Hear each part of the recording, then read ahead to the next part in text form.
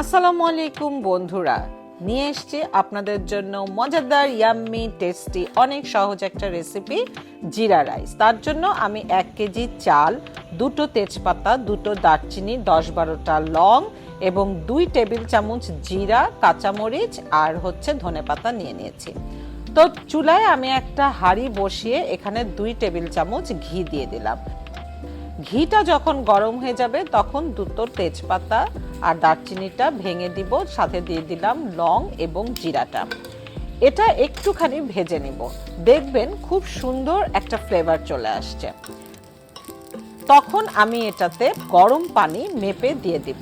1 KG চাল অর্থাৎ 4 cup চালের জন্য আমি এখানে 8 কাপ পানি দেব, মানে ডবল। এটা কিন্তু খুব ইজি একটা মাপ, আর এইভাবে পোলাও রান্না করতে কিন্তু ভীষণ ইজি। তো তখন আমি এতে দিয়ে দিলাম স্বাদমতো লবণ এবং 1 চা চামচ চিনি।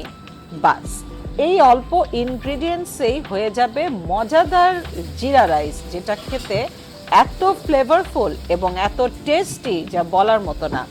তো আমার পানিটাতে বলক চলে আসছে, তখন আমি এই ধুয়ে পরিষ্কার করে পানি ঝরিয়ে রাখা চালটাকে দিয়ে দিব। তারপরে নেড়ে এটাতে আবার আমি ঢাকনা লাগিয়ে দেব।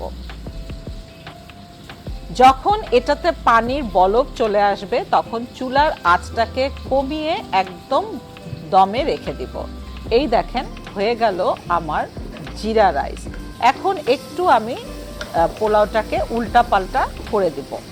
দেওয়ার পরে এতে আমি দিয়ে দিব গোটা 7-8টা কাঁচামরিচ এবং ধনেপাতা। আপনারা যদি চান মরিচটাকে ফালি করেও দিতে পারেন, যেহেতু এটাতে ফালি করে দেয় না, গোটালি দিতে হয়, আস্ত কাঁচামরিচ দিতে হয়, তাই আমি আস্তই দিলাম। তারপরে এটাকে আরও কিছুক্ষণ আমি দমে রেখে দিব।